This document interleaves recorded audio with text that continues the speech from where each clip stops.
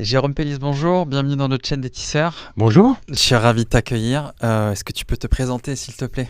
Alors, je suis professeur de sociologie à Sciences Po Paris depuis 10 ans. Voilà, je travaille sur les relations professionnelles, le travail, les organisations, mais aussi le droit du travail notamment, mais pas uniquement. C'est mes principaux objets de recherche que j'étudie depuis notamment une thèse soutenue il y a un peu plus de 20 ans, en 2004, sur la mise en œuvre des 35 heures. Ok. Voilà, rapidement. Alors, est-ce que je sais que tu as publié un livre récemment. Est-ce que tu pourrais nous en parler très brièvement et après on rentrera dans les questions sur ce livre justement. Oui, alors c'est un bouquin qui vient de paraître en décembre, là, il y a à peine un petit mois, qui s'appelle « Trouver un terrain d'entente, conflits et négociations sur les lieux de travail 2000-2020 ». C'est un peu une espèce de synthèse écrite avec un collègue, Pierre Blavier, qui est un chargé de recherche au CNRS en sociologie, et qui fait un peu la synthèse d'une vingtaine d'années de travaux sur ces questions de conflits, de négociations, en France, en particulier en partant des lieux de travail, c'est-à-dire de vraiment cette unité qui est l'espace de travail, l'établissement, parce que les frontières de l'entreprise sont un peu compliquées, elles sont d'ailleurs abordées dans l'ouvrage, et donc on étudie ça à partir d'enquêtes qui sont menées par le ministère du Travail, une enquête qui s'appelle Enquête Réponse, qui est une grosse enquête représentative de l'ensemble des établissements de plus de 10 ou 20 salariés, ça varie selon les années de l'enquête, donc autrement dit pas des petites entreprises, et puis on est dans le secteur marchand uniquement, c'est-à-dire qu'on n'a pas les fonctions publiques, on n'a pas les fonctionnaires, uniquement dans le privé. Mais donc en s'appuyant sur ces enquêtes-là, que j'ai complétées à partir de monographies d'entreprise, j'ai encadré des équipes de recherche à cet effet à 3 reprises, donc il y a à peu près une quarantaine de monographies d'entreprise qui abondent aussi cette étude des manières dont les acteurs trouvent un terrain d'entente. Il y a un point d'interrogation qui est important dans le titre, parce qu'évidemment on est en France et cette question de la conflictualité, elle est importante dans les relations de travail. Alors, ce qui est intéressant, c'est que dans ce livre, quand on parle de conflit, on parle de dialogue, en fait, dans le cadre de l'entreprise. Est-ce que tu pourrais nous faire une photographie aujourd'hui, en tout cas de l'état du dialogue dans le cadre de l'entreprise en France, et puis, dans un second temps, pourquoi pas la comparer avec ce que font nos voisins européens pour avoir un peu une forme de comparaison? Alors tu renvoies avec ce terme de dialogue en fait au précédent ouvrage qui est un ouvrage collectif qui s'appelle Le dialogue social sous contrôle. Il n'y a pas de point d'interrogation cette fois. C'est un petit ouvrage collectif qui est paru il y a 1 an, qui a eu un petit peu de presse et puis dans lequel en fait à travers 5 courts chapitres rédigés par des collègues spécialistes du sujet, l'un d'entre eux je l'ai co-rédigé avec un autre collègue avec qui on a dirigé cet ouvrage, Baptiste Giraud. Mais sinon on essaie d'aborder aux différentes échelles cette question du dialogue social, parce que quand on parle de dialogue social, on parle au niveau interprofessionnel, au niveau des branches, au niveau des entreprises, peut-être même éventuellement du dialogue professionnel sur les lieux de travail en tant que tel, dans les ateliers, les bureaux, les équipes. Et donc à travers cet ouvrage, on a aussi travaillé cette question du dialogue social. Alors pour faire le lien entre les deux, évidemment, c'est que d'abord, il faut jamais opposer dialogue et conflictualité. En fait, la négociation, elle est la plus fréquente lorsqu'il y a de la conflictualité et inversement. C'est un peu la poule et l'œuf, ces histoires de dialogue ou de négociation et de conflit. L'un ne va pas sans l'autre en quelque sorte, dans la mesure où dans la relation salariale, eh bien, on a systématiquement des intérêts divergents qu'il s'agit d'accorder, de trouver des compromis qui peuvent être provisoires, qui peuvent être plus permanent entre les différentes parties en présence et en particulier évidemment les salariés d'un côté et les directions de l'autre. Chacun de ces 2 acteurs ne sont pas homogènes évidemment. Voilà, donc là-dessus ce petit point. Alors pour revenir un peu sur ta question en elle-même, la France est souvent caractérisée comme un pays très conflictuel, ce qui est en réalité assez faux. Lorsqu'on compare avec d'autres pays européens, ça dépend les périodes. Il y a des moments où la France ressort en termes de conflictualité et d'autres moments où elle l'est moins, y compris par rapport à des pays auxquels on s'attend moins lorsqu'on parle de conflits, comme le Danemark par exemple.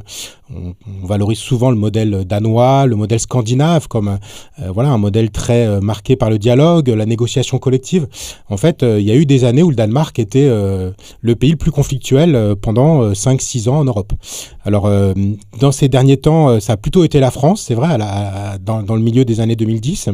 C'est un pays conflictuel, alors il faut savoir aussi de quoi on parle, hein, c'est-à-dire à partir de quels chiffres on fait ces classements. Ces chiffres sont extrêmement complexes en fait à comparer parce que ce que c'est qu'une grève, c'est pas exactement la même chose en France et en Allemagne par exemple ou dans d'autres pays. Hein. En Allemagne, pour faire grève, c'est à des moments particuliers, sinon la grève est illégale. Alors qu'en France, c'est beaucoup plus facile, aisé de se mettre en grève. Donc ce que c'est qu'une grève, le sens de ce que c'est que se mettre en grève n'est pas le même. Par exemple, en Allemagne et en France, hein, en Allemagne, il y a beaucoup moins de grèves, mais lorsqu'elles existent, elles sont extrêmement massives. Par exemple, dans la métallurgie, on va avoir des millions de salariés qui vont se mettre en grève en même temps pendant 3 jours, ce qui est très très inédit en France, à part dans les mouvements interprofessionnels dont on parlera peut-être ensuite, hein, concernant les retraites, etc. Mais dans ce qui concerne en fait une branche ou une entreprise, eh bien, on a beaucoup plus une myriade de petits conflits en France que des gros conflits massifs. Et donc, de fait, on a des différences dans les structures de ce que c'est que la conflictualité forte en Europe. La France est marquée par cette image de gréviculteur, qui est une vieille image qui a été développée notamment par des journalistes dans les années 80. Est-ce qu'elle est vraie ? Alors non, à mon sens, elle n'est pas vraie. On a des formes et des modalités du conflit qui se résument pas d'ailleurs uniquement à la grève. C'est aussi l'intérêt des enquêtes que j'ai exploitées, c'est de regarder d'autres formes de conflictualité. Et donc voilà, donc grosso modo, moi je considère pas que la France est un pays extrêmement conflictuel dans le monde. Il y a des formes de conflits qui sont variées, qui sont plurielles. Il y a une évolution aussi de ce point de vue-là, et il est indéniable qu'il y a eu un cycle en France entre la fin des années 90 et le début des années 2010. Il y a eu une certaine intensification de la conflictualité en France, mais depuis une dizaine d'années. Alors, comment je l'explique ? Je l'explique d'abord par le point de départ qui sont les 35 heures, ces fameux 35 heures que j'évoquais tout à l'heure, qui ont été une loi négociée. Et qui dit négociation dit conflit. Autrement dit, lorsque les acteurs se mettent autour de la table pour savoir comment on va passer aux 35 heures, des intérêts divergents apparaissent et des formes de conflictualité s'expriment autour d'une table, éventuellement entre négociateurs, mais ça peut sortir aussi de la table des négociations, ça peut prendre la forme de grève, de pétition, de manifestation. Voilà. Donc il y a eu un point de départ ici à la fin des années 90 assez important. Les 35 heures ont été un facteur de négociation et donc aussi de conflictualité. Et puis après, ce qui se passe dans les années 2000, c'est aussi des transformations profondes du travail, une montée en puissance des questions de santé, de souffrance, de risques psychosociaux, qui aboutit même à la fin de la décennie à cette affaire à France Télécom autour des suicides. Et donc une montée en puissance aussi de thèmes qui provoquent de la conflictualité. Alors une conflictualité qui peut aussi être très individuelle à travers ces problèmes de santé qui sont pas faciles pour les syndicats à collectiviser. Et puis on a aussi des transformations de l'économie assez profondes dans ces années-là.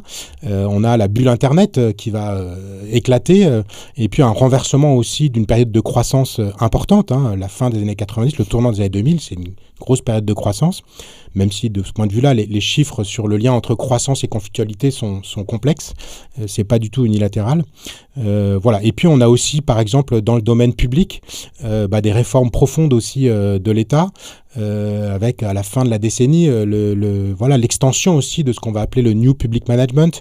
Et donc le New Public Management, c'est en gros l'importation en fait des méthodes du management du privé à des administrations, des agences, des organisations publiques, pour lequel le sens de ce que c'est que le travail n'est pas forcément le même que dans le privé. On ne cherche pas le profit, par exemple.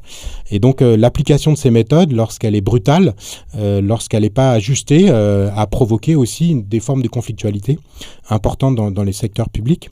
Voilà. Et donc, on a aussi, à la fin de la décennie, la crise financière, la crise financière économique qui éclate en 2008, qui arrive en France en 2009-2010.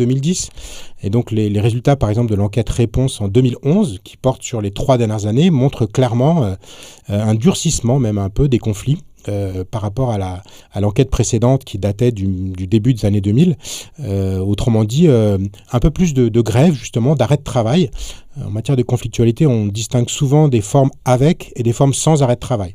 Une forme arrêt de travail, c'est la grève, c'est le débrayage, qui est une grève en fait courte, qui dure quelques heures. Et puis une forme sans arrêt de travail, typiquement, c'est la pétition, la manifestation, éventuellement le refus d'heures supplémentaires. Et donc on a eu là aussi des transformations dans les formes de la conflictualité entre la fin des années 90 et le début des années 2010.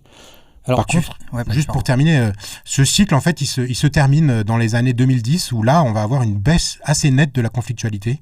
Dans l'enquête réponse de 2017, qui est la dernière que j'ai exploitée, on avait vraiment une baisse assez significative de la conflictualité dans les entreprises sur les lieux de travail, encore une fois. Alors, tout à l'heure, tu as fait un lien entre conflictualité et conditions de travail. Est-ce que l'affirmation suivante est vraie ? Au plus il y a de la conflictualité dans un pays, au plus les conditions de travail de ce pays sont favorables aux salariés ? Non, j'irai pas ça a priori. On voit souvent la conflictualité en lien avec des questions d'emploi, parce que de fait, dans les médias, c'est ça qui ressort. C'est-à-dire, c'est quand une usine ferme, quand une entreprise s'arrête, quand des licenciements en fait collectifs massifs sont prononcés, que des formes de conflictualité sont soulignées et intéressent finalement les journalistes. L'enquête réponse et les enquêtes que j'ai pu encadrer et coordonner, c'est plutôt sur l'ordinaire des relations de travail et de la conflictualité. De ce point de vue-là, le thème majeur qui ressort à chaque fois, c'est les salaires. C'est vraiment la question des salaires, pas uniquement dans la période d'inflation là, qu'on a connue 2022-2023, où ça a été très net, mais plus largement, les salaires sont le principal thème de conflictualité. Et le second thème, il varie. Ça peut être le temps de travail au moment des 35 heures, mais la question des conditions de travail grandit. Et ça qui est intéressant, c'est que lorsqu'on prend un peu de la moyenne durée sur une vingtaine d'années, c'est que cette question des thèmes de conflictualité se centre de plus en plus autour des conditions de travail, notamment à l'issue de cette décennie 2000 que j'ai évoquée, mais aussi ça s'est poursuivi jusqu'à aujourd'hui. Donc de ce point de vue-là, la question des conditions de travail, elle est importante. En France, on est marqué, je ne suis pas le meilleur spécialiste ici pour le dire, mais par des conditions de travail assez dégradées.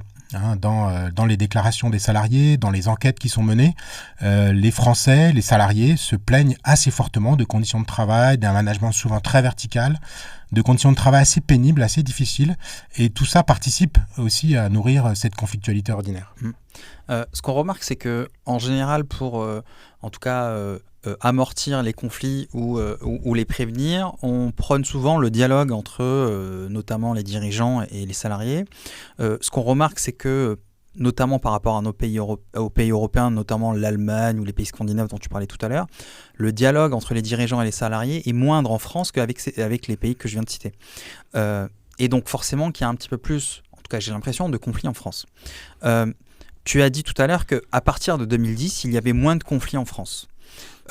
Est-ce que tu penses que c'est un aspect générationnel, c'est-à-dire c'est une forme de fatalisme des travailleurs en se disant on a beau faire des grèves, on a beau ne pas être content et créer des conflits, il n'y a rien qui change, ou tu penses que la raison est ailleurs, et si elle est ailleurs, pourquoi ? Enfin, elle est où quoi ?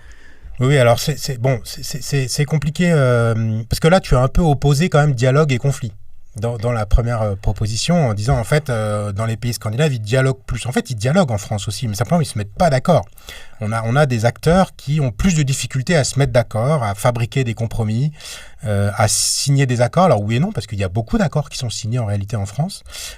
Si on le rapporte au nombre d'entreprises, c'est pas tant que ça. Mais le dialogue social est vivant en France. Et pour moi, encore une fois, la conflictualité est un indice d'une plutôt bonne qualité du dialogue social. Parce que si on n'est pas d'accord, c'est mieux que lorsqu'on est indifférent. Ce dont se plaignent ou ce que craignent éventuellement un certain nombre de DRH, c'est plutôt un non-engagement, un désengagement, une absence d'intérêt des salariés pour l'entreprise, pour le travail, pour l'activité. C'est beaucoup plus risqué et problématique, à mon avis, pour les dirigeants d'entreprise que des salariés syndiqués qui se soucient de leur travail, se soucient de l'entreprise aussi, et pour cette raison-là, vont éventuellement se mettre en grève. Il ne faut pas que la grève dure trop longtemps, on est d'accord. Mais en tout cas, revendiquer, c'est aussi s'engager. Et donc ça, c'est important pour comprendre que la conflictualité n'est pas automatiquement un signe de mauvais dialogue social. Pourtant, tu vois que le syndicalisme, il baisse en France. C'est quand même assez révélateur je dirais, de la photographie d'où en sont les salariés aujourd'hui et de comment ils se représentent le travail. Alors, le syndicalisme a aussi été un peu revivifié pendant cette décennie de ce cycle de conflictualité que j'ai évoqué. Alors, c'est pas tant que les conflits ont beaucoup augmenté, c'est qu'ils sont aussi pas mal diffusés dans un certain nombre d'espaces dans ces années 2000. Et ça s'est accompagné, en fait, d'une résistance assez nette de la part des taux d'adhésion en matière syndicale. On était autour de 11% de syndiqués, ce qui est toujours très faible. La France est là-dessus historiquement un pays assez spécial dans les pays développés, puisqu'elle est très peu syndiquée. On a un syndicalisme de militants, beaucoup plus qu'un syndicalisme d'adhérents. Par contre, il est vrai que depuis une bonne dizaine d'années, le syndicalisme de nouveau recule en termes de taux d'adhésion, aussi en termes de nombre de militants. Notamment sous l'effet des ordonnances Macron adoptées en 2017 qui ont fusionné en fait les trois instances de représentation du personnel, les délégués du personnel, les élus du comité d'entreprise et les élus du comité d'entreprise et santé sécurité au travail. Tout ça a été fusionné dans les élus des comités socio-économiques et donc mécaniquement il y a moins d'élus, moins de mandats, moins de syndiqués, de salariés qui sont susceptibles d'avoir ces mandats et ainsi d'être incités aussi à se syndiquer. Parce qu'avoir un mandat, c'est aussi une incitation à chercher des informations en dehors de la seule entreprise et c'est aussi ce qu'apporte le syndicat par des informations, des mises en commun, des partages, des formes de solidarité aussi que permet le syndicat. Donc de ce point de vue-là, depuis une dizaine d'années, c'est indéniable qu'il y a un recul de la syndicalisation. Alors il est pas non plus totalement généralisé, ça dépend des branches, ça dépend des entreprises. Et puis, il s'explique en partie, pour moi, par ces réformes institutionnelles qui commencent à dater, 2017. Leur mise en œuvre date de 2020 en réalité, mais donc ça fait quand même 5 ans que c'est mis en place et ça participe, selon moi, à ce recul de la syndicalisation. C'est pas la seule explication, évidemment. Voilà, il y en a d'autres, des transformations du tissu productif, par exemple. Lorsque l'industrie recule en France, mécaniquement, le taux de syndicalisation recule parce que c'est dans ces secteurs-là qu'il y a de plus de syndiqués. Donc il y a des facteurs externes, comme on dit souvent, c'est-à-dire qui ne dépendent pas en fait des centrales syndicales, de leur capacité d'attraction en fait des salariés. C'est pas ça, c'est mécanique. C'est que lorsque il y a des secteurs entiers ou des entreprises très syndiquées qui disparaissent, mécaniquement le nombre d'adhérents disparaît ou recule. Il y a aussi des raisons internes au syndicalisme qui parvient pas ou qui a des difficultés en fait à syndiquer, notamment les jeunes, notamment dans des secteurs marqués par la précarité. Là, c'est des obstacles aussi structurels qui fait que lorsqu'on a un très fort turnover, lorsqu'on sait dans une entreprise qu'on va rester 1 an, 2 ans, 3 ans maximum, on a moins d'intérêt à se syndiquer que si on s'imagine y faire carrière. Donc il y a aussi tout un tas de transformations du travail, de l'emploi qui participent à ce recul syndical de ces dernières années. Alors justement, tout à l'heure, tu parlais des ordonnances Macron de 2017. Est-ce que tu arriverais à nous dire cette avant-après ordonnance Macron, puisque j'ai l'impression en tout cas qu'il y a eu beaucoup de conséquences, qu'elles soient positives ou négatives, sur ces ordonnances-là, et quel est le constat que tu en fais, toi, de ton côté ?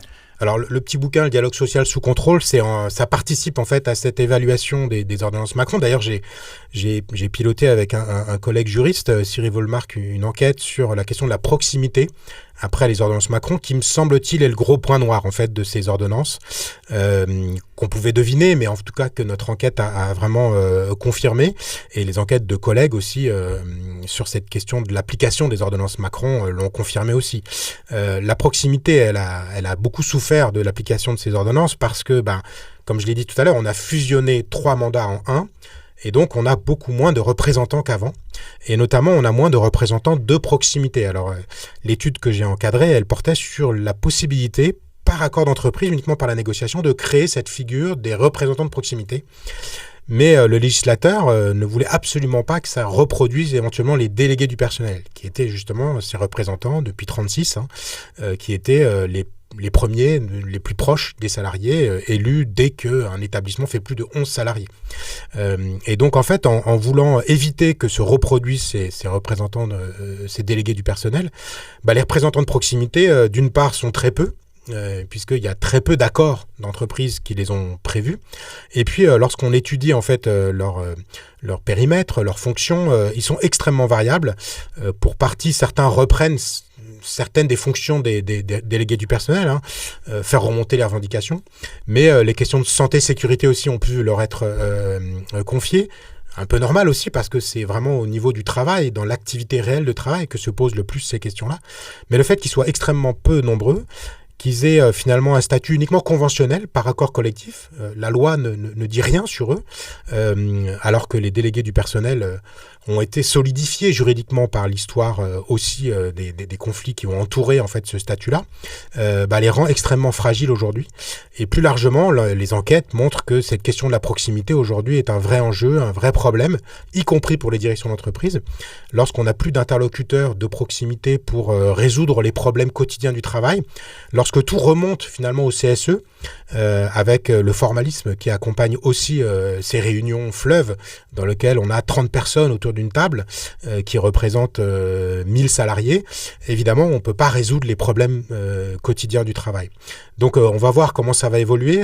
Les syndicats font beaucoup pression pour justement que soient réinventés en fait des acteurs de proximité qui représentent les salariés. Pour l'instant, les gouvernements Macron ont refusé ça, mais je pense que cette question elle va revenir parce que on a vraiment ici un point noir en fait de cette réforme. Voilà. Après, il y a d'autres dimensions très importantes de la réforme, mais qui relèvent plus du droit et qui, dans les pratiques, pour l'instant, j'ai l'impression, n'ont pas changé tant que ça l'articulation entre les règles, puisque l'autre gros pan des ordonnances Macron, c'était de réarticuler les règles d'entreprise par rapport aux règles de branche ou à la loi. C'est en fait la possibilité de déroger ou d'inventer des règles en fait différentes de celles de la branche ou du code du travail, et donc de transformer en fait cette hiérarchie des normes qui existait auparavant. De ce point de vue-là, on est beaucoup plus dans le registre juridique, et j'ai pas étudié spécifiquement cette question-là, mais d'après les premières enquêtes qu'ont fait des collègues, il semble que ces transformations, pour l'instant, n'aient pas impacté majoritairement l'ensemble des règles adoptées dans les entreprises et dans la régulation des relations de travail. Il y a quand même des petites choses qui se passent, notamment dans les petites entreprises, manifestement. Mais voilà, pour l'instant, j'ai l'impression que... Tu sous-entends quoi là, c'est-à-dire dans les petites entreprises ? En fait, dans les petites entreprises où éventuellement il n'y a pas de représentants du personnel, la loi a aussi, les ordonnances ont favorisé ici la possibilité pour les employeurs de modifier les règles collectives, même s'il n'y a pas d'acteur pour signer, légitimer, valider un accord collectif. Et de ce point de vue-là, en matière de temps de travail en particulier, il semble que il y a une forme de juridicisation des relations de travail de plus en plus grande. Alors juridicisation, je vais en employer un gros mot, mais c'est un des trucs aussi que j'ai travaillé. L'idée, c'est que en fait, les relations de travail sont de plus en plus cadrées, pensées en référence à des règles juridiques. C'est ça que ça désigne, l'idée de juridicisation. On recourt de plus en plus au juridique pour régler nos relations de travail, ce qui est différent de la judiciarisation. Autre gros mot, désolé, mais où là c'est le recours de plus en plus accru au judiciaire, donc au tribunal, et c'est pas du tout la même chose en fait. On peut recourir davantage au droit sans recourir davantage au tribunal. On peut, et à mon avis c'est ce qui se passe dans le domaine du travail. D'abord parce que cette diffusion des accords collectifs, de la formalisation des règles du travail, des relations de travail, ce que j'appelle la juridicisation, moi elle me semble assez nette et établie depuis une vingtaine d'années en France. Les 35 heures y ont participé d'ailleurs. Donc c'était pas le cas avant, enfin moins en tout cas. Disons que c'était moins le cas de manière formelle, établie via des accords d'entreprise et des règles écrites, si vous voulez. À l'inverse, il me semble qu'on assiste plutôt à une déjudiciarisation des relations de travail. Si on regarde des indicateurs comme le nombre de recours au prud'homme, il a chuté terriblement en fait depuis les années 90. On a vraiment été divisé par presque 3 en fait. Tu sais pourquoi ? Par rapport. Alors pour plusieurs raisons, mais d'abord parce qu'on a mis des obstacles au recours au prud'homme. On a diminué le nombre de tribunaux par exemple. Et puis on a aussi, ça a été un gros enjeu il y a 10 ans, 2015, 2016, 2017. C'est aussi réglé par la loi travail et les ordonnances Macron d'ailleurs. Un des gros enjeux, c'était la question en fait des indemnités que pouvaient toucher les salariés en allant au prud'homme. Et donc en fait la question du barème, c'est-à-dire le fait qu'on dise au juge, si vous attribuez en fait une indemnité pour un licenciement sans cause réelle et sérieuse, en fait on va devoir se limiter à un plafond. La loi a délimité un plafond qui de fait rend beaucoup moins intéressant pour un salarié, notamment lorsqu'il a une ancienneté pas très importante, mais pas uniquement, d'aller au prud'homme parce que il sait ce qui va toucher éventuellement en y allant. L'employeur le sait lui-même. L'employeur va faire une rupture conventionnelle ou même accepter une transaction à peu près du montant de ce qu'il peut espérer au tribunal, donc il n'y a plus aucun intérêt à aller au prud'homme. Donc voilà, on a cette raison-là qui explique ça, mais il y a aussi des questions de formalisation. Par exemple, avant, pour aller au prud'homme, on pouvait faire une plainte à travers une lettre simple. Depuis 2015, je crois, il faut remplir un CERFA, c'est-à-dire que c'est un document administratif. C'est un peu plus compliqué. Lorsqu'on est un salarié pas très à l'aise avec les documents écrits, avec le formalisme, lorsque on doit remplir ce document, c'est plus compliqué. Par exemple, dans ce document, on doit préciser le motif pour lesquels on va porter plainte au prud'homme. Et si on rédige un motif qui n'est pas très pertinent d'un point de vue juridique, on va se faire débouter tout de suite. Alors qu'auparavant, on avait une phase de traduction qui pouvait s'opérer, notamment lors des phases de conciliation. Et donc, on a aussi plein de petites choses comme ça. Cette juridicisation, c'est des acteurs qui la portent, mais c'est aussi des formes matérielles comme ces documents écrits, ces CERFA, qui participent en fait à formaliser les relations de travail. Est-ce que tu penses que c'est un désir politique de créer autant d'embûches, notamment pour aller au prud'homme vis-à-vis de son employeur? Est-ce que tu penses que tout ça a été théorisé, a été réfléchi en amont? Je suis pas sûr, non. Il y a les acteurs qui considéraient qu'il y avait trop de prud'hommes. On a eu une grosse campagne à la fin des années 2000, c'est autour de 2007-2008, qu'on met en avant le fait qu'il y aurait trop de prud'hommes en France, il y aurait une explosion du contentieux. Ce qui est très étonnant, c'est que les chiffres le démentent. D'accord. Dès cette époque-là, parce que la baisse, elle commence en fait en 93-94 et elle est à peu près continue. Alors il y a des moments ça repart un peu au tournant des années 2012-2013, ça repart un peu le nombre de prud'hommes. Et encore une fois, elle résulte aussi d'une transformation du salariat. Lorsque cette histoire de turnover que j'évoquais tout à l'heure, on a moins intérêt à aller au prud'homme parce que lorsqu'on n'a passé que 2 ou 3 ans, qu'on a 2 ou 3 ans d'ancienneté, de toute façon, on ne peut pas demander des dommages et intérêts importants. Contrairement à des salariés en fin de carrière qui ont passé 20 ans dans la même entreprise. Donc il y a des transformations aussi qui expliquent cette baisse du recours au prud'homme. Donc voilà, entre 2007 et 2008, on va inventer la rupture conventionnelle, qui est une des manières en fait de résoudre ce problème. C'est-à-dire que ce problème, je mets entre guillemets, mais le problème identifié comme une explosion du contentieux, ça aboutit à l'idée qu'on va légiférer et inventer une nouvelle manière de se séparer. Plus uniquement la démission, qui donne pas droit au chômage pour le salarié, ni la faute, ou éventuellement la fin d'un contrat lorsque c'est un CDD ou une intérim, mais la rupture conventionnelle qui est censée être une volonté des deux parties et qui devait être au départ vraiment agréée par l'administration. L'administration a été très, très soucieuse au début de vérifier cette volonté-là. Ça s'est ensuite reculé.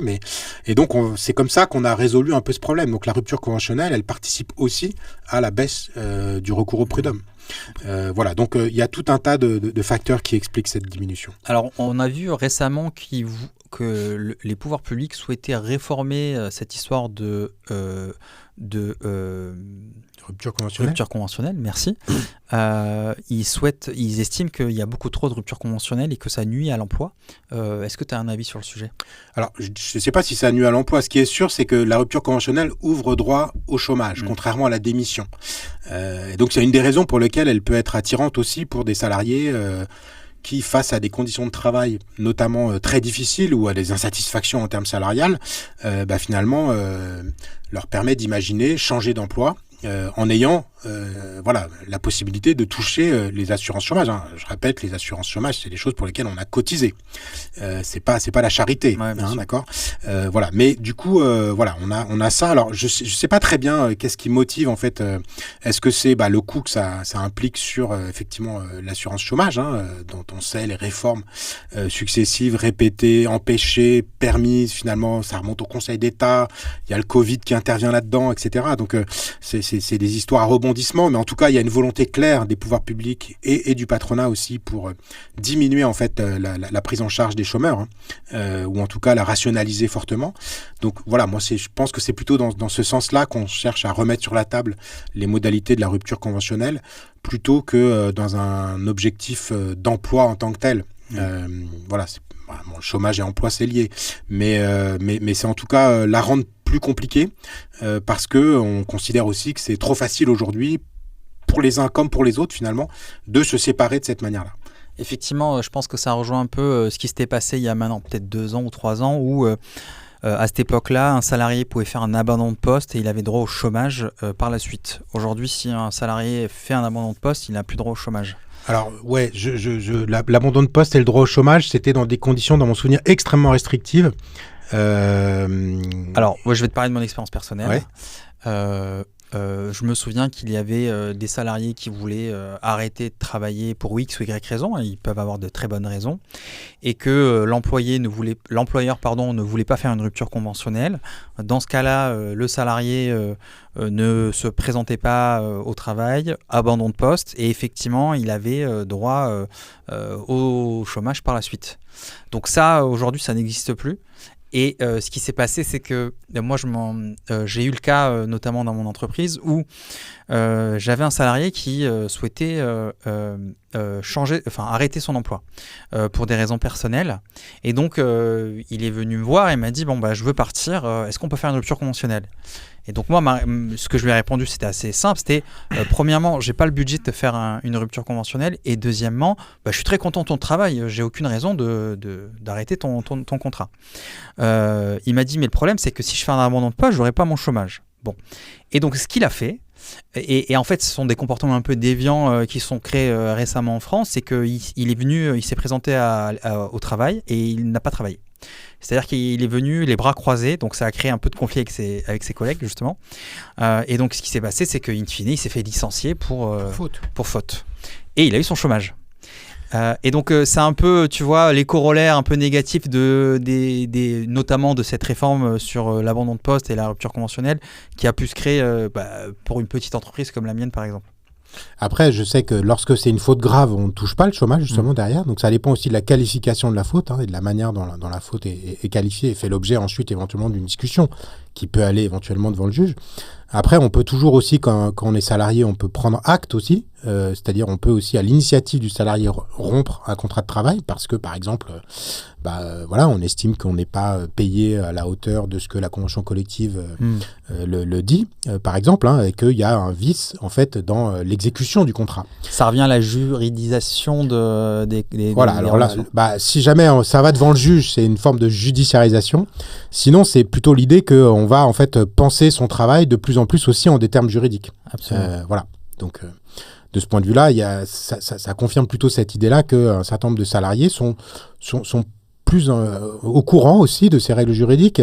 Paradoxalement, les conflits, si on revient là-dessus, ça participe aussi à ces moments de conscientisation, en fait, de ces intérêts qui sont structurellement divergents, qui peuvent trouver des points de convergence sur un certain point, et puis qui, dans tous les cas, doivent travailler ensemble. Une entreprise, c'est d'abord une entreprise collective. Et donc, il faut qu'il y ait de l'engagement de part et d'autre pour que ça marche. Un des problèmes de l'entreprise, c'est lorsque la symétrie des pouvoirs entre les uns et les autres est trop grande, lorsque une partie parvient trop à imposer en fait ses intérêts. Peut-être les salariés parviennent trop à l'imposer dans certaines situations. C'est très rare et c'est très limité. C'est plutôt l'inverse en fait qui se passe.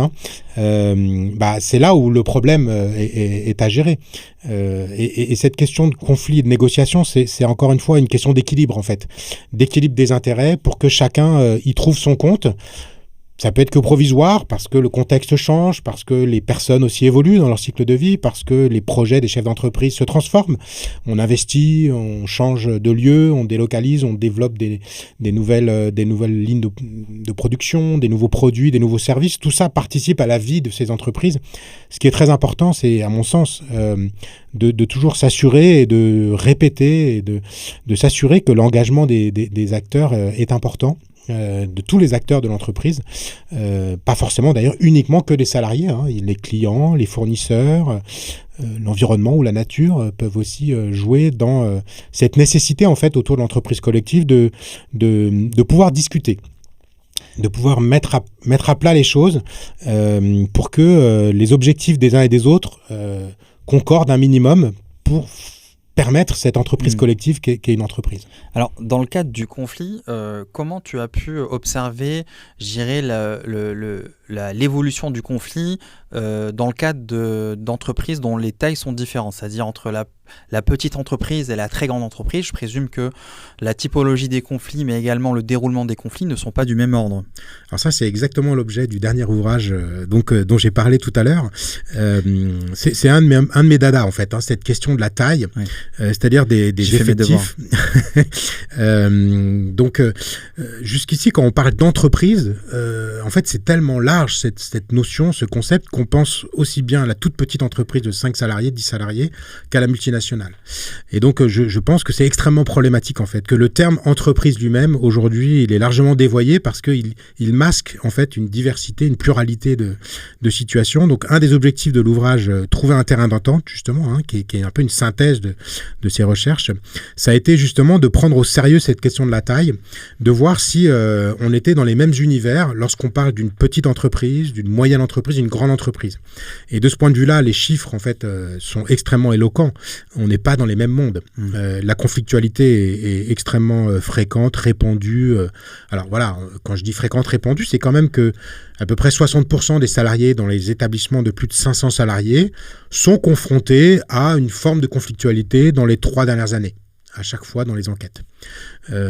Alors que si on s'appuie sur les salariés qui travaillent dans des établissements de moins de 20 salariés, c'est extrêmement rare, c'est de l'ordre de 5% d'entre eux qui sont confrontés à des conflits, pas forcément des grèves, ça peut être une pétition ou juste... en ce moment, moi, j'ai un syndicat à Sciences Po qui appelle au boycott des vœux. C'est une forme de conflictualité, en fait, qu'on a pu trouver dans l'enquête statistique parce qu'on a une réponse autre. Et donc là, ils peuvent préciser les répondants. Et donc, j'ai vu cette question du boycott des vœux, boycott de tout un tas d'activités aussi, qui sont des formes de conflictualité que les entreprises peuvent, ou les dirigeants peuvent ne pas considérer, mais qui, en fait, mis bout à bout, participent en fait à ce climat social, cette ambiance, ce dialogue social, en fait, dont on parlait au début. J'avais une question concernant, alors récemment, il y a peut-être 1 ou 2 ans, il y a eu un grand plan, notamment à Auchan, qui est une grande entreprise, où, sauf erreur de ma part, il y a eu plus de 2000 emplois qui ont été supprimés.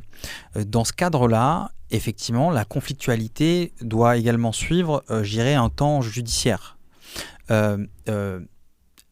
Comment le rapport de force peut s'établir entre justement les personnes qui voient leur emploi supprimé du jour au lendemain, j'ouvre les guillemets, je caricature un peu, et justement l'entreprise qui veut supprimer, cette grande entreprise qui veut supprimer ces emplois-là, sachant qu'en parallèle, on parle d'une multinationale, puisqu'Auchan est présent dans beaucoup de pays, et qui, en tout cas, sauf erreur de ma part, n'est pas à la boîte financièrement. Comment ça se jugule un peu tout cela ?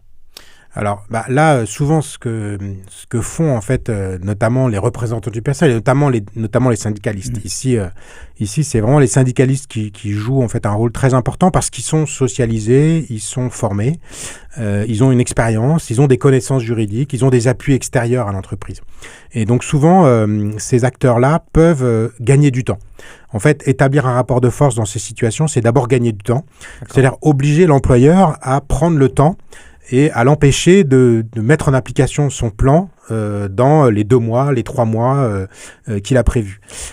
Gagner du temps, ça se fait notamment en utilisant le tribunal, qui peut prendre... Ça peut se faire aussi par des formes d'action plus directes, comme la grève, qui est une manière de signaler le mécontentement très important lorsqu'elle est massive et suivie. Gagner du temps, c'est surtout pour permettre éventuellement l'exploration d'autres solution que le licenciement. Alors, dans un grand groupe comme Auchan, de toute façon, on a des obligations légales en termes de reclassement, en termes d'obligations d'accompagnement des salariés, où on doit, par exemple, les aider à se former pour trouver un nouvel emploi. Est-ce que ça fonctionne, ça ? Alors, ça fonctionne. En tout cas, ces lois et ces dispositifs sont très importants parce qu'ils aident quand même, ils amortissent en fait les choses.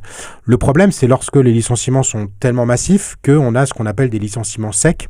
Autrement dit, il n'y a pas de solution de reclassement, de formation, d'aide à la reprise, à la fondation d'une entreprise, d'aide aussi à des déménagements éventuellement qui peuvent permettre des choses. Voilà. Lorsqu'il n'y a pas tout ça, et que les licenciements sont massifs et ou parce que l'entreprise n'a pas prévu ces choses-là, eh bien là, on a des situations très compliquées. Et on a des situations pour les salariés qui sont licenciés dans ces conditions-là extrêmement difficiles puisque on sait que les licenciés économiques, parmi ceux qui sont au chômage, puisque c'est une minorité en fait, la plupart des gens qui sont au chômage ne sont pas au chômage parce qu'ils sont licenciés économiques. C'est souvent parce qu'ils ont un CDD, un intérim qui prend fin, parce qu'ils se remettent sur le marché du travail, etc. Mais en tout cas, les licenciés économiques, donc qui n'y sont pour rien en fait, ils n'ont pas fait de faute, eux, pour le coup, c'est les plus vulnérables. En tout cas, ils sont extrêmement vulnérables à ces situations. Donc, il y a des exemples qui ont été pris. Par exemple, il y a des enquêtes qui ont été faites sur les anciens Moulinex aussi, au début des années 2000, qui ont montré, en fait, la casse sociale que ça pouvait provoquer dans les familles, chez les gens.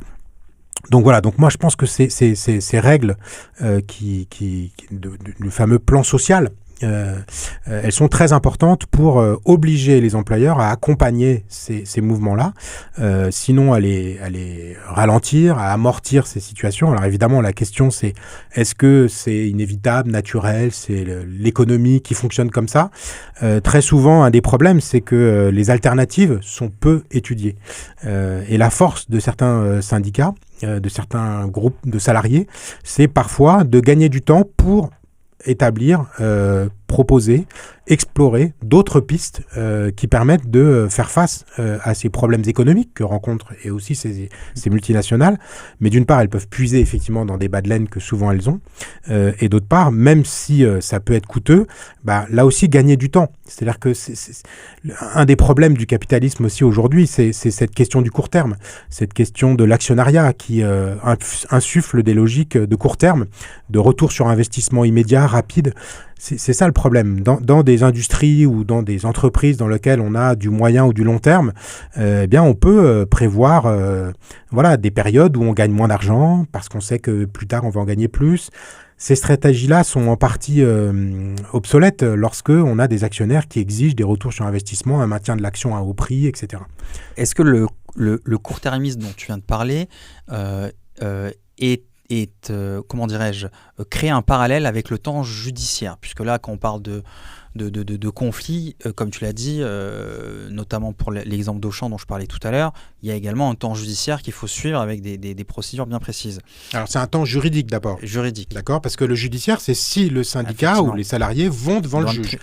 Ça allonge le temps, etc. Mais c'est vrai que ces dispositifs, déjà, de plan social, effectivement, scandent la temporalité du processus, exige des avis du CSE, exige que soit anticipé ces questions de réorganisation, reclassement, aide, etc.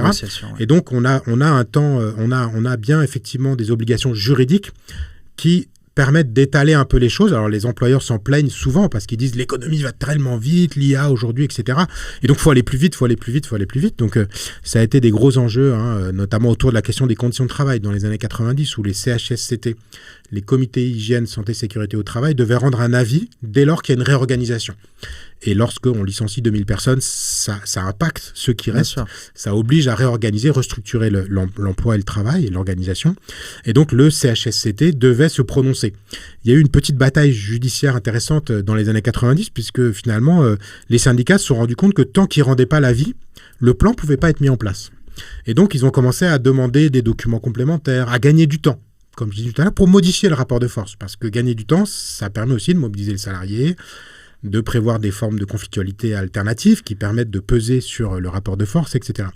Et donc ça a été une période assez intéressante là-dessus, qui s'est soldée malheureusement, je pourrais dire pour eux, pour ces stratégies-là, par le fait qu'on a modifié la loi et qu'on a obligé cet acteur, le CHSCT, à rendre un avis, même s'il était négatif, dans un certain temps. Et donc, c'est comme ça que ça scande aussi ce temps des plans sociaux. Et en fait, que l'avis soit positif ou négatif, l'employeur s'en fiche. Il lui faut un avis. Mais tant qu'il n'avait pas d'avis, le juge disait « non, vous ne pouvez pas mettre en place le plan ». Donc voilà, donc c'est vrai que c'est des jeux, en fait, et donc les relations professionnelles, en partie, c'est des jeux de cette nature-là qui se déplacent, qui se transforment en fonction des lois, des règles, des rapports de force locaux aussi. Et donc, c'est aussi ça que c'est étudier un peu ces questions-là. J'ai une perception, c'est que, notamment dans les grands groupes, il y a une forme de restructuration permanente de leur stratégie, des effectifs, et j'ai l'impression que ça a des incidences sur notamment les négociations entre les salariés et les dirigeants. Comment tu expliques justement, non, plus globalement, est-ce que tu penses que c'est une stratégie des grands groupes que de se restructurer de manière permanente pour justement complexifier les négociations avec les salariés? Alors, de la même façon, je ne dirais pas forcément que c'est une intention en tant que telle des employeurs. D'abord, ils sont aussi soumis à des contraintes économiques, à des transformations de leur environnement, des marchés. Voilà, là, en ce moment, on parle beaucoup de digitalisation numérique, IA, etc. C'est des choses qui participent en fait à transformer aussi les exigences que les entreprises et les dirigeants doivent avoir pour s'adapter à leur environnement et continuer à être productifs, rentables. Donc, il y a ça d'abord. Après, il n'est pas faux que l'État, en fait, a de plus en plus incité à la négociation. L'histoire, en fait, des relations professionnelles, c'est aussi en France le rôle important d'un acteur qu'est l'État.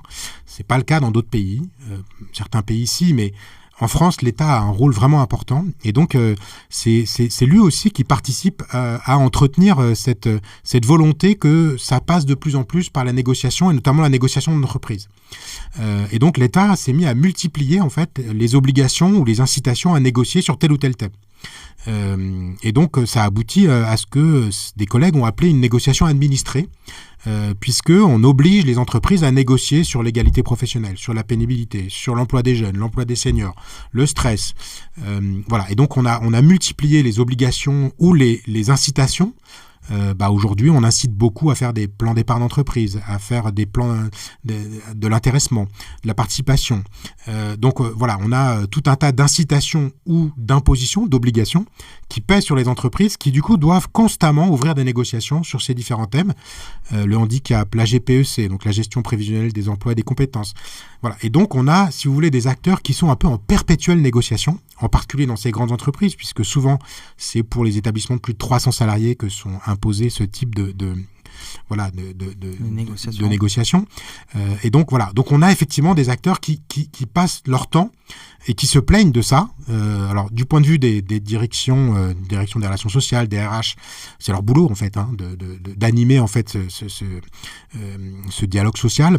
Du côté des syndicats, ça participe aussi à ces problèmes de proximité, d'éloignement de la base, d'éloignement du travail, puisque lorsqu'on est autour d'une table constamment en train de négocier entre experts, entre guillemets, plus ou moins experts, eh bien, on est loin des salariés, de leurs problèmes pratiques, quotidiens, réels, à partir desquels peuvent émerger des revendications collectives. Et c'est aussi ça le rôle des représentants du personnel et des syndicalistes. Donc effectivement, dans les grandes entreprises, on a un peu cette espèce de hamster qui tourne dans sa roue là constamment, avec des négociations, des cycles de négociations qui reviennent, et les acteurs s'en plaignent plutôt. L'État étant un acteur qui contribue à ce jeu aussi. Alors il le fait aussi... Voilà, parce qu'il a des bonnes raisons de le faire. Parce qu'il souhaite que l'égalité professionnelle, bien sûr. C'est voilà, parce qu'il souhaite qu'on s'occupe de la pénibilité, etc. Mais disons qu'auparavant, c'était plutôt réglé par des lois, par des accords de branche éventuellement, qui pouvaient être là aussi faire l'objet d'incitation de l'État. Aujourd'hui, on ne pense plus que ça se passe au niveau de l'entreprise. Et on comprend la logique, c'est au plus près du lieu de travail, de l'entreprise que ça se passe, et que du coup on va inventer des règles les plus ajustées. Et en même temps, c'est dans l'entreprise où le rapport de force est le plus défavorable aux salariés et à leurs représentants. En même temps, ces entreprises elles-mêmes, quand c'est des multinationales, c'est des énormes groupes. Donc il y a aussi la question de la négociation d'accords de groupe, d'accords du comité d'entreprise européen, lorsqu'on est dans des entreprises multinationales qui ont plusieurs sites en Europe, lorsqu'on a des entreprises qui ont des filiales et qui du coup divisent en fait et multiplient les entités juridiques qui dépendent d'elles d'un point de vue économique, mais pas juridique. Et donc ça permet là aussi de saucissonner et ça participe aussi à cette négociation un peu permanente tout le temps qu'il faut faire partout.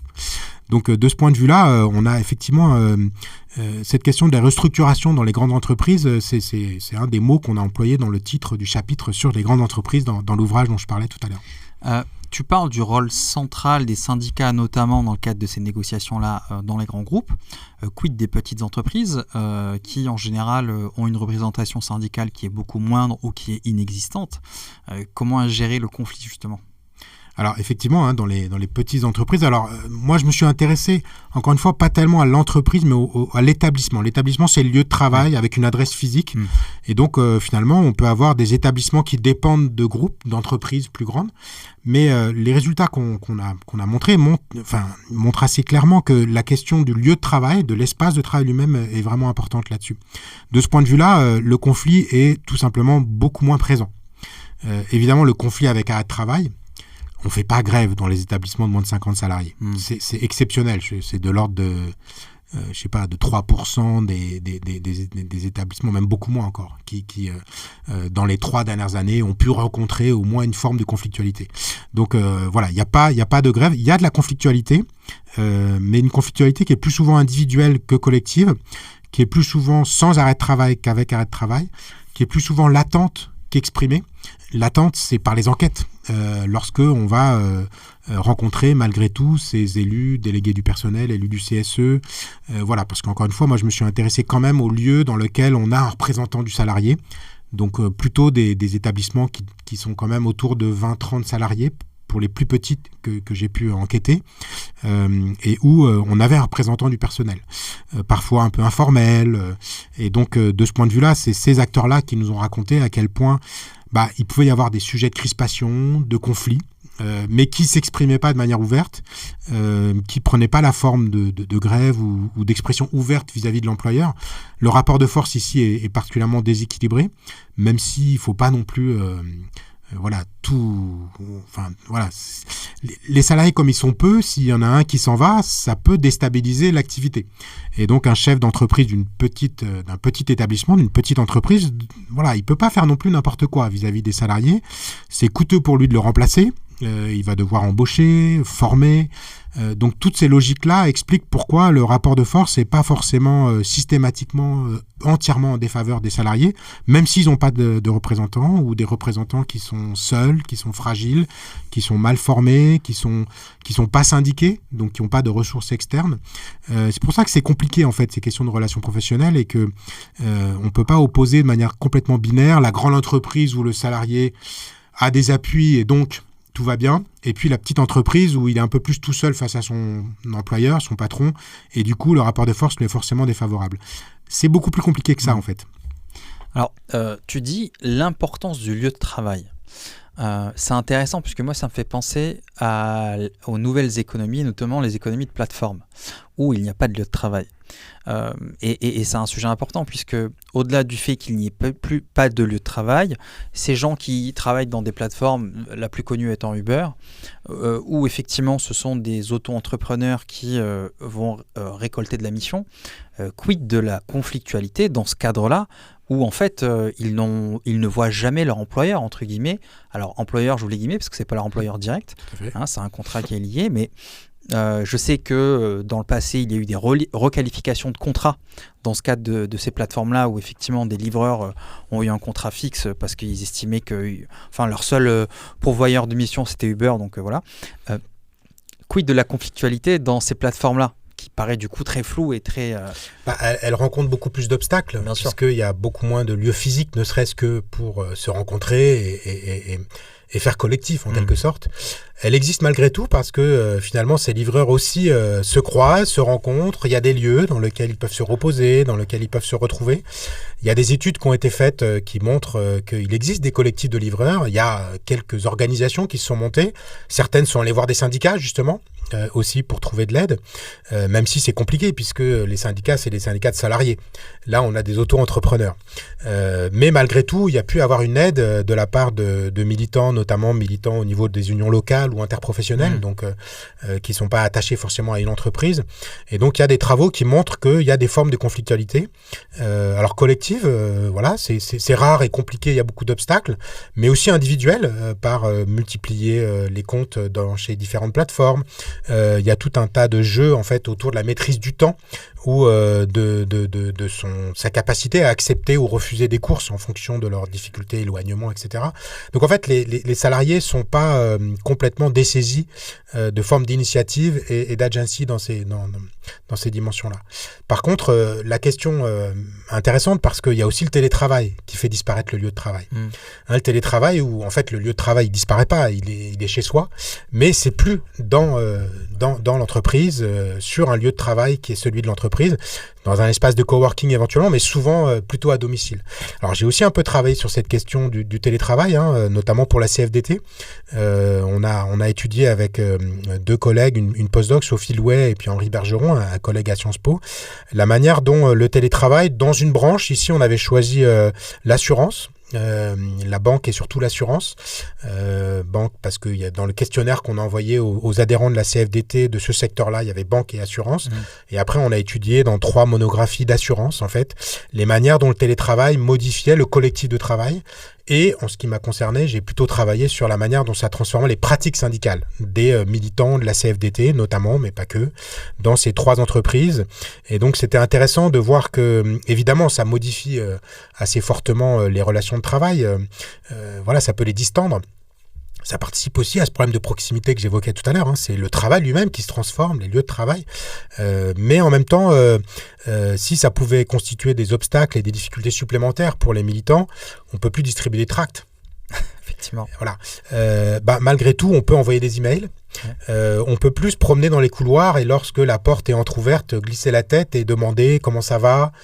Et à partir de là, s'approcher du travail réel, des problèmes que rencontrent les salariés pour éventuellement ensuite les construire en revendication collective. C'est comme ça que ça marche pour un représentant du personnel.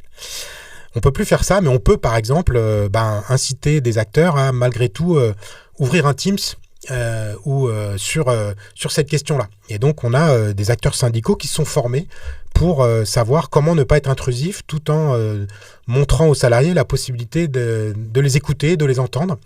On a des syndicalistes qui nous expliquent que maintenant des managers les contactent puisqu'ils peuvent le faire de manière totalement anonyme de chez eux, alors que sur les lieux de travail, pour un manager, aller dans le local syndical, c'est pas possible en fait, parce que ça rompt des règles. Et donc, on a des choses intéressantes qui se passent autour du télétravail.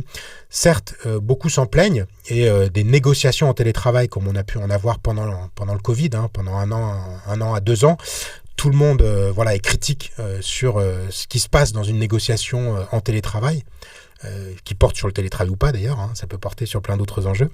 Par contre, organiser une réunion syndicale d'1 heure le midi, en fait, la faire sur un mode hybride avec du présentiel et du distanciel, ça peut permettre de toucher plus de monde qu'auparavant. Donc, toujours la même chose, c'est cette forme d'ambivalence, d'ambiguïté dans la manière dont les usages peuvent transformer en fait les impacts du télétravail sur les pratiques syndicales ou sur les collectifs de travail, qu'ils soient syndiqués ou pas, puisque ça faisait aussi partie de l'étude. Du coup, tu parlais de réécriture du travail. En sociologie des organisations, il y a un grand pavé dans la mare depuis maintenant quelques années, c'est l'intelligence artificielle qui est en train de réécrire le travail de certaines personnes, qui a notamment, une forme de contrôle un peu plus prenant de la part des entreprises sur le travail même des personnes avec le cadencement, avec notamment, tu parlais du télétravail, je sais qu'il y a des logiciels qui inspectent la présence du salarié derrière l'écran. En termes de conflictualité, de terrain d'entente, comment tu vois un peu cette forme de contrôle à travers ces outils-là du salarié et qu'est-ce qu'elles peuvent être les conséquences sur le travail in fine et les salariés notamment ? Bon, la question est assez générale parce que les questions d'IA, c'est vraiment compliqué. Pour moi, c'est un gros mot qui recouvre beaucoup de choses différentes. Okay. Ça fait 2-3 ans en réalité qu'on en parle surtout autour de l'IA générative en fait, même si les questions d'IA en fait sont plus vieilles que l'IA générative. Alors, j'ai pas fait d'enquête spécifiquement sur ces questions-là, donc je vais pas avoir une réponse très précise. Je dirais juste que... Est-ce que tu as un avis ? Ce que j'ai l'impression de constater, c'est que d'abord... les entreprises et les acteurs ont un peu du mal à s'en saisir. C'est-à-dire qu'en faire un objet de négociation et de discussion au sein du CSE ou dans le cadre de négociations avec des syndicalistes, ça semble démarrer très timidement depuis 1 ou 2 ans. et non sans difficulté ou obstacle, parce que il y a des aspects techniques et qu'on a du mal aussi à comprendre, à anticiper en quoi ça va changer. Manifestement, ça change beaucoup dans certains emplois ou certaines entreprises, mais voilà, on a aussi beaucoup de discours en fait derrière la diffusion de l'IA et tous ces changements. Ça a beaucoup été pensé en termes d'emploi. Ça va faire disparaître des emplois, en recréer d'autres, mais en faire disparaître beaucoup, et donc il y a un problème, etc. Depuis un an, mais un peu moins même, depuis quelques mois, on commence à s'intéresser au fait que ça va modifier les conditions de travail, l'exercice du travail lui-même, pour l'enrichir pour certaines dimensions, pour l'appauvrir ou ne permettre de plus d'effectuer un certain nombre de tâches dans l'autre. Voilà. Là-dessus, en matière de conflictualité, ce que je devrais dire juste, c'est que j'ai l'impression que ça se passe un peu sous les radars. Les acteurs ont du mal à s'en saisir, à en faire un objet de régulation, de discussion pour établir des règles au niveau d'une entreprise ou même au niveau d'un atelier, d'un secteur, d'un service. J'ai l'impression que c'est compliqué. Et puis surtout qu'il y a tout un tas de choses qui se mettent en place sans justement qu'on s'appuie, qu'on discute avec les représentants du personnel. Les ordonnances Macron, le recul du syndicalisme, c'est surtout ça en fait. C'est surtout la question de la démocratie dans l'entreprise en fait qui recule à mon sens. C'est un gros mot qu'on prononce régulièrement, mais dans les faits, pour moi, elle est plutôt en recul aujourd'hui.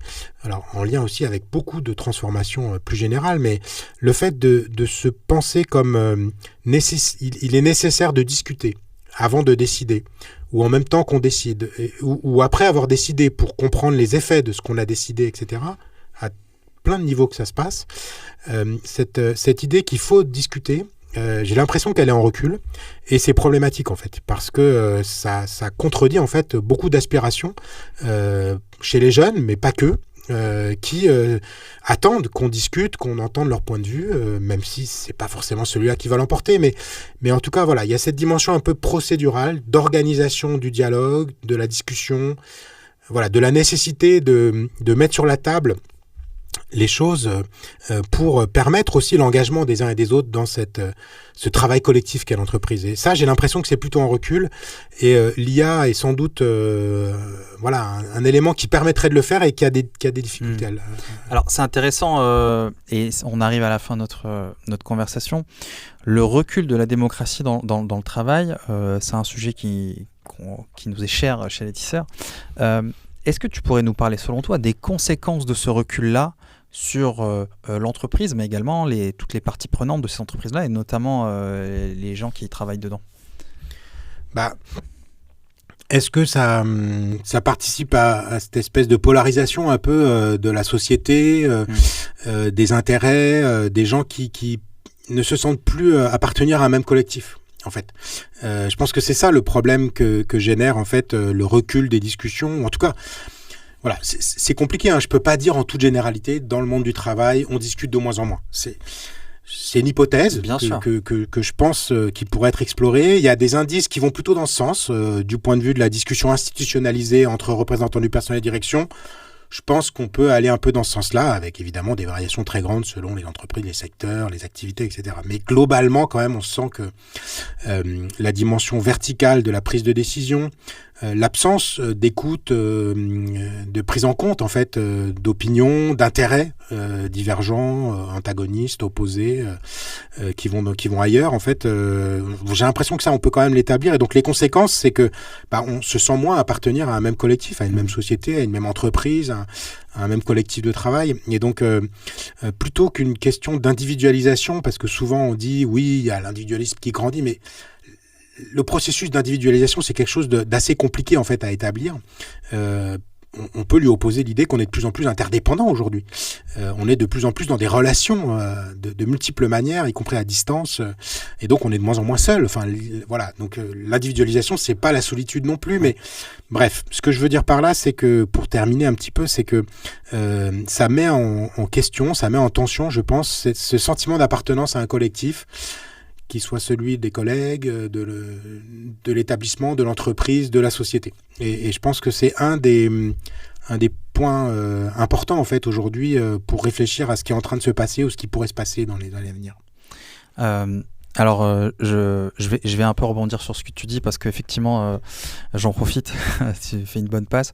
Dans le cas des tisseurs, effectivement, on a un peu le même constat que toi sur ce recul de la démocratie et justement sur les conséquences sur le lien notamment que ça peut faire et l'appartenance à un groupe et à ce qu'on appelle le destin commun, mais également sur les conséquences sur la société civile.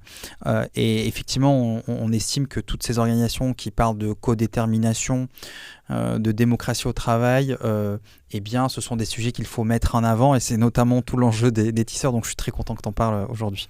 Ce n'est pas fait exprès. Mais c'est super. Je vais te poser la dernière question. C'est une question qu'on pose à l'ensemble de nos invités. Toi, Jérôme, quand tu étais enfant, quel métier tu souhaitais exercer ? Je ne savais pas tellement en fait ce que je voulais faire. J'étais beaucoup intéressé par l'histoire en fait. J'étais un grand lecteur puis voilà, intéressé par l'histoire. Et puis le monde social, la politique, voilà, le monde du travail aussi quand même. Donc c'était des choses qui m'intéressaient. J'avais pas un métier vraiment en tête. Je pense après coup, je reconstruis sans doute aujourd'hui, mais enquêter, informer, faire connaître en fait des réalités que je connaissais pas. Donc c'est aussi enquêter, c'est aussi découvrir des choses. Donc c'est quand même la curiosité, je pense, qui est un truc qui m'intéresse vraiment, et je pense que c'est très lié au métier que je fais aujourd'hui, de chercheur, où je multiplie quand même des enquêtes sur plein de sujets différents. Il y a toujours le travail, qui est là, où l'exercice du travail, le cadre dans lequel on l'exerce, la profession, les règles, le droit du travail, c'est des choses qui sont toujours présentes. Et donc je pense que déjà tout petit, j'avais cet intérêt un peu pour l'ailleurs en fait aussi, en lien avec le travail, je pense quand même. Bon, bah t'es pas tombé très loin de ce que tu aspirais. Après voilà, je reconstruis, tout ça, sûr. C'est une question difficile. Écoute Jérôme, je te remercie infiniment pour cet échange et ton temps, et je te dis à très bientôt. Merci beaucoup Guinée.